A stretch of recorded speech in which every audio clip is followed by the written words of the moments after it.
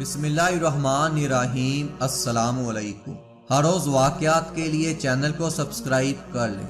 ایک بار جبرائیل علیہ السلام نبی پاک صلی اللہ علیہ وآلہ وسلم کے پاس آئے تو آپ صلی اللہ علیہ وآلہ وسلم نے دیکھا کہ جبرائیل علیہ السلام کچھ پریشان ہیں۔ آپ صلی اللہ علیہ وآلہ وسلم نے فرمایا، جبرائیل کیا معاملہ ہے کہ آج میں آپ کو غمزدہ دیکھ رہا ہوں؟ جبرائیل علیہ السلام نے عرض کی کہ اے اللہ کے رسول، کل میں اللہ تعالیٰ کے حکم سے جہنم کا نظارہ کر کے آیا ہوں۔ اس کو دیکھنے کے بعد مجھ پر غم کے آثار نمودار ہیں۔ نبی کریم صلی اللہ علیہ وآلہ وسلم نے فرمایا، جبرائیل علیہ السلام مجھے بھی جہنم کے حالات کے بارے میں بتاؤ۔ جبرائیل علیہ السلام نے عرض کی، جہنم کے کل 7 درجے ہیں، ان میں سے جو سب سے نیچے والا درجہ ہے اللہ تعالیٰ اس میں منافقوں کو رکھے گا۔ اس سے اوپر والے 6 درجے میں اللہ تعالیٰ مشرک لوگوں کو ڈالیں گے۔ اس سے اوپر والے یعنی کہ 5ویں درجے میں اللہ تعالیٰ سورج اور چاند کی پرستش کرنے والوں کو ڈالیں گے۔ اس سے اوپر یعنی کہ 4تھے درجے میں اللہ تعالیٰ آتش پرست لوگوں کو ڈالے گا۔ تیسرے درجے میں اللہ تعالیٰ یہود کو ڈالے گا۔ دوسرے درجے میں اللہ تعالیٰ عیسائیوں کو ڈالے گا۔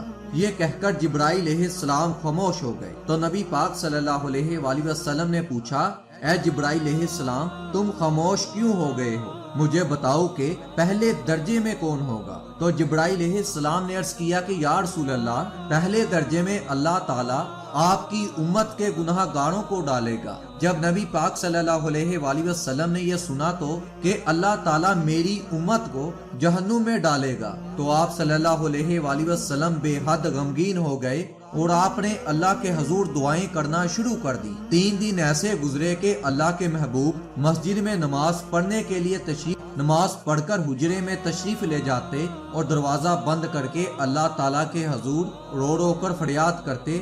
صحابہ حیران تھے کہ نبی صلی اللہ علیہ وآلہ وسلم پر یہ کیسی کیفیت طاری ہو گئی ہے۔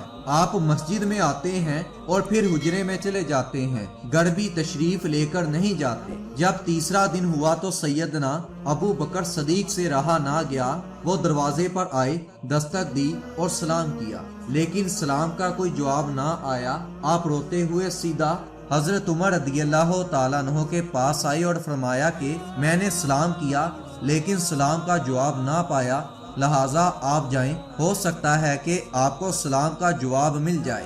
جب آپ گئے تو 3 بار سلام کیا لیکن کوئی جواب نہ آیا۔ حضرت عمر رضی اللہ تعالیٰ عنہ نے حضرت سلمان فارسی رضی اللہ تعالیٰ عنہ کو بھیجا لیکن پھر بھی سلام کا کوئی جواب نہ آیا۔ حضرت سلمان رضی اللہ تعالیٰ عنہ نے واقعہ کا تذکرہ حضرت علی رضی اللہ تعالیٰ عنہ سے کیا۔ انہوں نے سوچا کہ جب اتنے عظیم شخصیات کو سلام کا جواب نہ ملا تو مجھے کیسے مل سکتا ہے، بلکہ مجھے ان کی نور نظر بیٹی فاطمہ الزہرا رضی اللہ تعالیٰ عنہا کو یہ بات بتانی چاہیے۔ لہٰذا آپ حضرت فاطمہ الزہرا رضی اللہ تعالیٰ عنہا کے پاس گئے اور سارا قصہ بیان کر دیا۔ آپ حضور صلی اللہ علیہ وآلہ وسلم کے پاس حجرے میں داخل ہوئی، کہا کہ ابا جان السلام علیکم۔ بیٹی کی آواز سن کر محبوب کائنات اٹھے اور سلام کا جواب دیا۔ پوچھا کہ ابا جان 3 دن ہو گئے ہیں، آپ پر کیا کیفیت طاری ہے؟ نبی صلی اللہ علیہ وآلہ وسلم نے فرمایا کہ جبرائیل نے مجھے آگاہ کیا ہے کہ میری امت بھی جہنم میں جائے گی۔ فاطمہ بیٹی، مجھے اپنی امت کے گناہ گاروں کا غم کھائے جا رہا ہے اور میں اپنے مالک سے دعا کر رہا ہوں کہ ان کو اللہ تعالیٰ معاف کر دے اور وہ جہنم سے بری ہو جائیں۔ یہ بولا اور آپ پھر سجدے میں چلے گئے اور رونا شروع کر دیا۔ یا اللہ میری امت کے گناہ گاروں پر رحم فرما، انہیں جہنم سے خلاصی نصیب فرما۔ کہ اتنے میں حکم آ گیا، اے میرے محبوب غم نہ کر، میں تم کو اتنا عطا کروں گا کہ آپ راضی ہو جائیں گے۔ آپ خوشی سے کھل اٹھے اور فرمایا، لوگو اللہ تعالیٰ نے میرے سے وعدہ کیا ہے کہ وہ روزے قیامت مجھے میری امت کے معاملے میں خوب راضی کریں گے اور میں نے اس وقت تک راضی نہیں ہونا جب تک کہ میری امت کا آخری شخص بھی جنت میں نہ چلا جائے گا۔ دوستو، اپنے آس پاس کے غریبوں اور ناداروں کا خاص خیال رکھیں۔ پیارے دوستو، اللہ کے رسول پر لاکھوں کروڑوں درود و سلام۔ اگر ہم جنت میں جائیں گے تو آپ صلی اللہ علیہ وآلہ وسلم کے سائے میں ہی جائیں گے۔